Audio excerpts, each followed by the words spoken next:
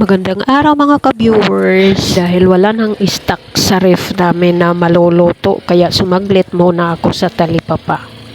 At ito ang aking naisipang bilhin, tilapia. Kaya ito nilinis ko muna yung tilapia, tapos hinati ko yan, yung kalahati itatabi ko muna sa ref, tapos yung kalahati ay iyon ay iluluto ko na. Dahil paborito ng anak ko ang pritong tilapia, kaya prito na talaga siya. At titimplahan ko lang yan ng asin, seasoning, paminta.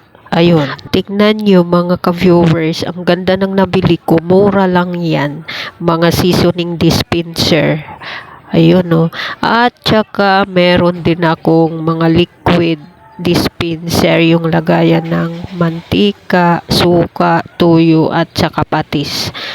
Mura ko lang sila nabili. At kahit mura lang siya, nakaka-aesthetic na rin yan tingnan. Kaya kung bet nyo, lagay ko na lang din ang link sa baba. At ganito talaga ang ginagawa ko bago ko iprito ang isda. Gusto ko yung bugbog na bugbog para ma-absorb talaga yung mga pantimpla na inilagay ko.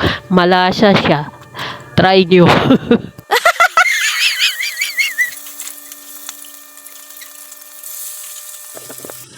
At syempre, pag prito ang ulam, hindi mawawala ang partner na gulay.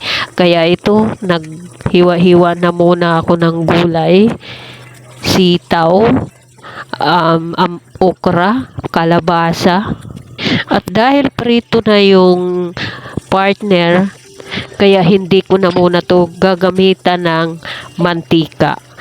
Para naman hindi kami mapuro kolesterol. Nice! At ito nga, balatan ko muna ang kalabasa. Buti na lang itong nabili kong carrot peeler, matalas. Pwede kahit balat ng kalabasa.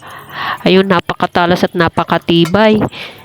Halos 1 year na yan sa akin. At hindi pa rin siya nagbabago. Proven na proven ko na yan. Kaya kung gusto nyo rin yan, ilagay ko na lang yung link sa baba.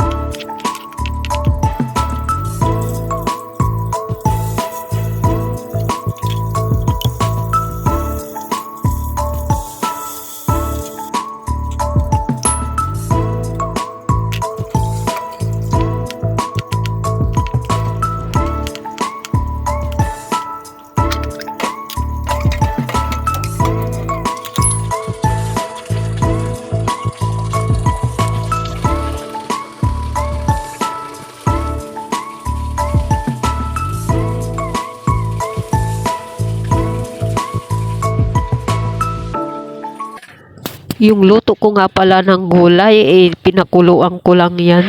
Tawag namin dito, laswa. At tingnan nyo to mga ka-viewers na nabili ko sa TikTok shop. Ang tibay niya, kahit kulong-kulo, hindi talaga siya natutunaw. Kahit mantika na kulong-kulo, talagang lumalaban siya.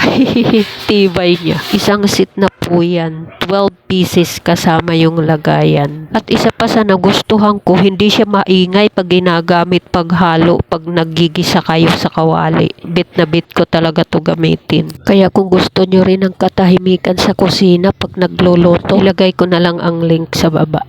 At ito nga, luto na yung laswa kong gulay, partner sa pritong tilapia. At pagkatapos ko magluto, naligo muna ako kasi hindi raw maganda yung sa kakamaliligo pagkatapos mo na kumain. Kailangan bago kumain ang pagligo. So ayan, tuyo pa yung buho ko pero gutom na ako, kaya hindi ko na naantay patuyuin. Kumain na ako.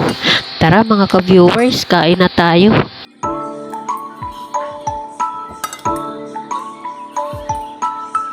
At ayan nga pala yung kaharap ko pagkain, si Mister nanonood ng TV habang kumakain. At ayan lamang po. Thank you for watching. Bye-bye!